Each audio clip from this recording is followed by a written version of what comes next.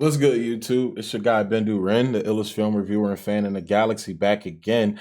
And today I'm going to be covering this like it's 5 days old, just about. That's what it says in this article here. But Charlie Cox is back as Daredevil and in Spider-Man 3. So before I give my take on it, let's go ahead and just dive into the article. Daredevil is about to be reborn into the MCU. That's the latest bombshell we've heard. Oh, by the way, this is from Murphy's Multiverse. So I don't know how reliable they are in terms of scoops and everything, but I'm going to being the biased Daredevil fan I am, I'm going to take it as fact. That's the latest bombshell we've heard from several of our trusted sources. Now that Netflix shows are toast, Kevin Feige finally has his chance to envision the characters to fit his ever-growing sandbox of a multi-platform universe. Murphy's Multiverse has learned that Charlie Cox, the star of the beloved Netflix show, is set to make his grand debut in the MCU in the third Spider-Man film, in a deal that has been set in stone for several months now. Cox spoke with comicbook.com last April due to the rampant fan theories of Matt Murdock helping Peter Parker to get out of his conundrum. Was at He was asked if he had any involvement with Spider-Man 3, an idea he denied at the time. What happens beyond that appearance wasn't elaborated to us, but any logical person would think that a series is slated at some point in the MCU's future. Unfortunately, Cox seems like the only figure salvaged from the Netflix wreckage at the moment, so any hope of seeing the rest of the cast is up in the air. But yet, Daredevil got saved. This was inevitable. Daredevil was going to end up in Feige's box of toys. The big question that surrounded the character's official MCU debut was when and on what platform.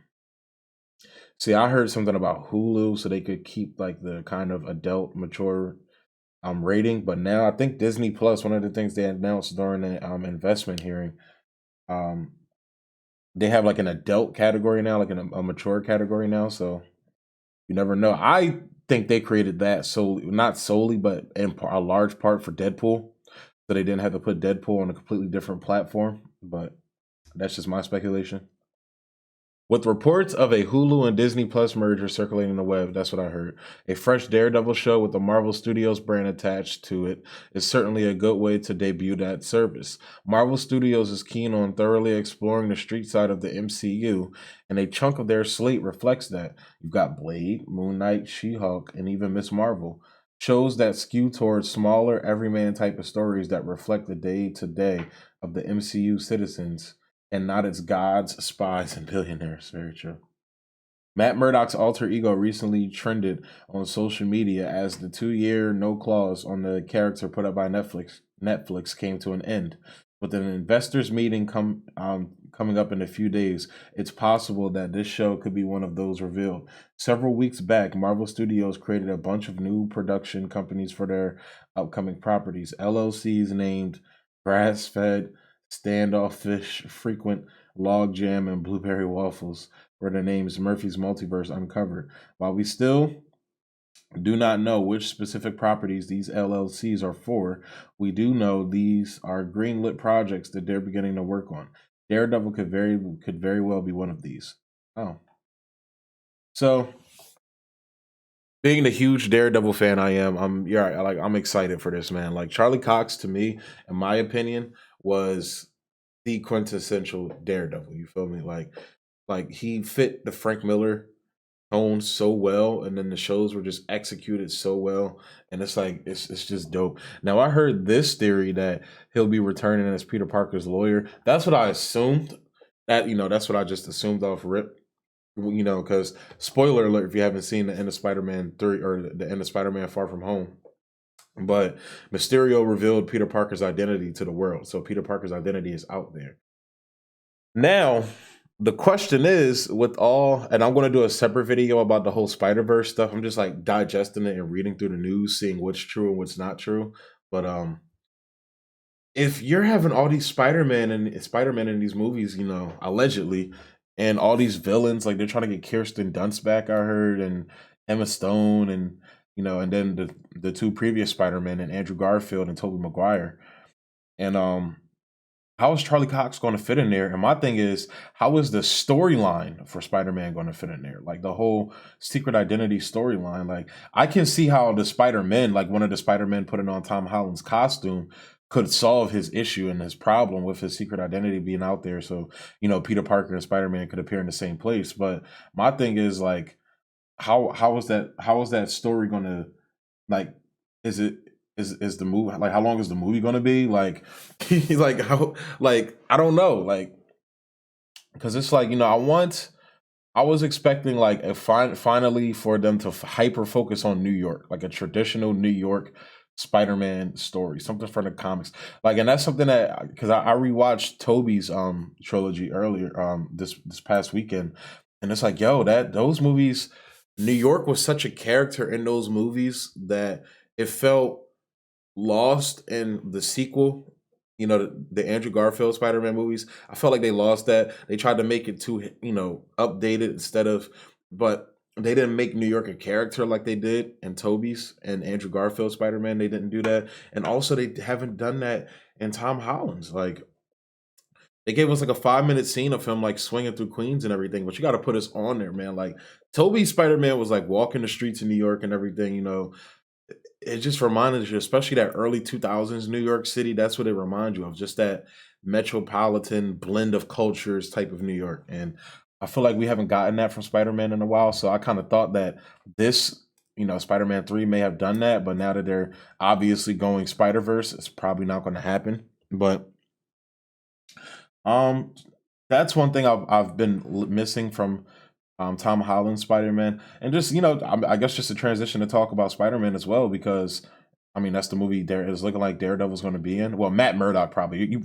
I don't expect Charlie Cox to suit up, but back to Tom Holland. To me, Tom Holland's Spider-Man is it's really good. I think, in my personal opinion, Homecoming is the best Spider-Man movie ever made. And that's not to discount Spider-Man 2, Toby Spider-Man 2. Like Spider-Man 2 is amazing, but um it's something about Homecoming for me, man, especially like just the interpersonal relationship between Tony and Peter. But however, that relationship breeds what I like the most about Peter Parker, which is the everyman feel of him. And what I mean by that is the fact I like my Peter Parker broke. I like him poor, struggling. Like, you know, that's what to me made Toby's movie stand out so much because you saw him basically like live the everyday life that we live, kind of. With all, and then the fantasy of Spider-Man is what draws you in because it's like, oh, my life sucks, but at least I'm Spider-Man. And then it's like, and that's where Spider-Man 2 kind of deconstructed that. But this isn't going to be a review of Spider-Man 2. I'll do that. I'll do that another time. Maybe I'll do it to the lead up for Tom Holland Spider-Man 3 coming out. I'll do a review of all the Spider-Man movies. Yes, including the Amazing Spider-Man 2.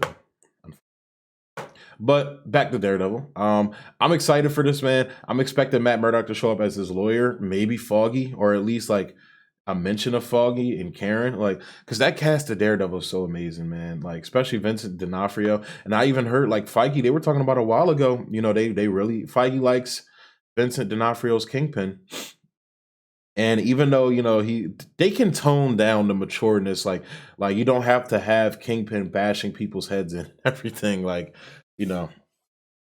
And I think the MCU treatment of the character would just elevate it even more, and, just make it really dope. So um now, in terms of, I also saw this article as well, which it would make sense as well, which is Matt Murdock appearing in She-Hulk. That would make perfect sense. They're both lawyers in New York. So that would make a lot of sense. So I'm just going to, I'm going to keep my fingers crossed. I'm taking the story with a grain of salt, obviously, because it hasn't been confirmed by Disney yet. But man, if it's true, I'm going to be excited. And Disney's going to have to start taking my money again, man. I got rid of my Disney Plus. I may have to get it back. But yeah, so I'm gonna go ahead and close the video out there. Let me know what you guys think. Are you guys excited for Charlie Cox coming back? Are you guys excited for Spider-Man 3? Do you think Spider-Man 3 is a little bit too crowded now with all these characters? Like I kind of do. But yeah, just let me know all that. Hop down in the comments below. Talk to me on the Twitter page, the Filmatic. Yeah, you already know everything Filmatic, the Facebook page. And definitely hit that thumbs up button as well. Lets YouTube know that you're liking my videos. So thanks for tuning in. Peace. CJ, yeah, said I be coolin', but I'm poppin' on my hot shit. Yeah, all these bitches, they be droolin', I got options. I pack a room cause they be flocking to my cockpit. A nigga flew the coop to spread my wings and prosper. All these niggas steady shippin', always getting in their feelings. I be really counting digits, like a clock now. I just get it how I live it. Keep it jiggy, never timid. Getting big about a minute, like a stock, yeah. We be turning it up till the drink's done. A lot of smoke going up, it's like a day spot. You know we running it up, there's no restrictions. The way I'm living it up, back a bitch, she bouncing on my dick.